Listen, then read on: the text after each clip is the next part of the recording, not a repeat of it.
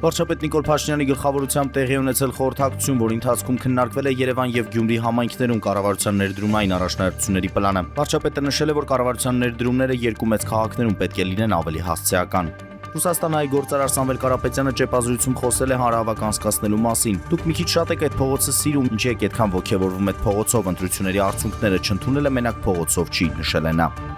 Էկոնոմիկայի նախարար Գևորգ Պապոյանը սոցցանցի իր էջում գրել է 2026 թվականի հունվար-մայիսին 2025 թվականի հունվար-մայիսի համեմատ արդյունաբերական թողարկման ծավալն աճել է 12.2%-ով։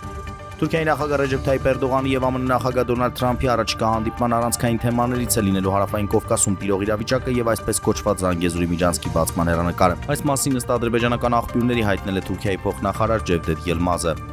ՆԱՏՕ-ի գագաթնաժողովի ընթացքում Վոլոդիմիր Զելենսկին հայտնել է, որ Ուկրաինան ամբողջությամբ վերացրել է Ռուսաստանի ռազմավարական թիկունք ունենալու գաղափարը։ Ռուսաստանում չի մնացել որևէ խոշոր նավթավերամշակման գործարան, որին չենք հարվածել։ Երևանի անհրաժեշտ հայտարարել է, որ թիմին է միացել Հայաստանի հավաքականի նախկին ավագ փորձառու պաշտպան Վարազդատ Հարոյանը։